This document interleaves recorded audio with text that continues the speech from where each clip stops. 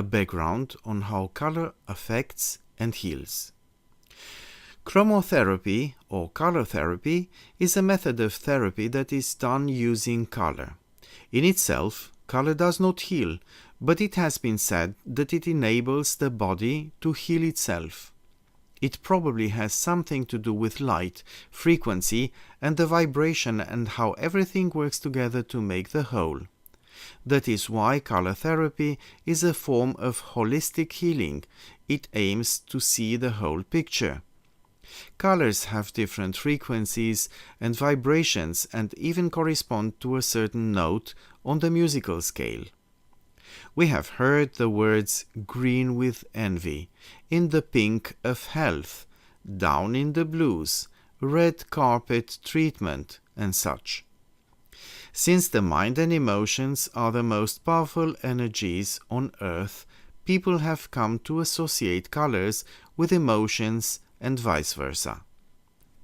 In order to better understand how color affects our lives, let us see how it has evolved from the simple consciousness of early men to how we have come to use it now in our daily lives. Humans are a feeling species. Before there was science, there was already feeling. There was observation. People of old had fantastic basic survival skills. It's eat or be eaten. It means having to pit against huge animals like dinosaurs. Unschooled as people may have been in the early days, we cannot really discount their ingenious contribution to the advancement we are now experiencing. They pretty much laid the foundation for the comforts and knowledge we are now enjoying. They were great observers and appreciators of nature. These hardy people were in touch with nature, with the elements. It must have been a really tough existence with no comfort or luxury, as we are enjoying right now. Theirs was a survival consciousness. They literally had to plant their ears on the ground and feel any unusual vibration or turbulence, for that surely signaled earth movement or animal movement, consequently endangering their safety. Their ideas were astute observations about the things that happened each day as they interacted with everything around them. The people of old were more in touch with nature, for they lived with nature.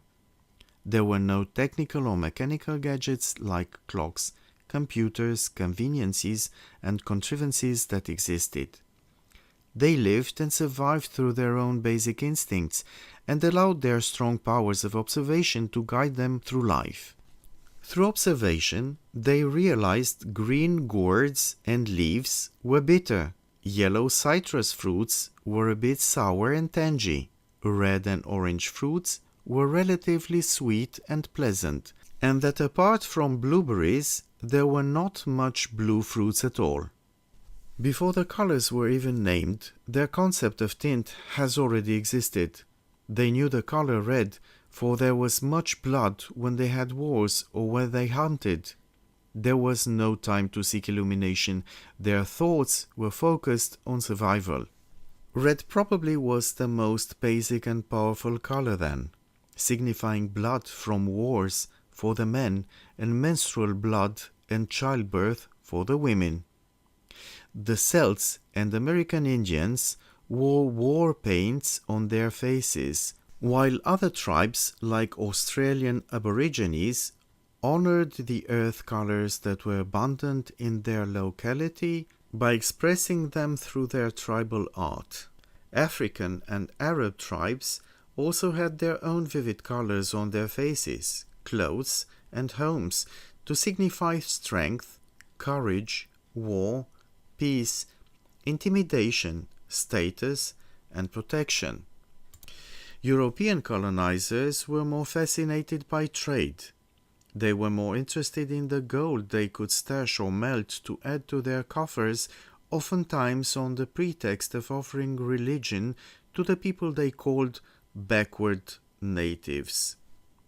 Of course, back then, when the early primitive people were closer to the elements, they could not verbalize what colors were and how these could affect us. But they sure could taste, identify, and differentiate what tasted good and what looked good. They made use of whatever resources they had, mostly plant and animal derived.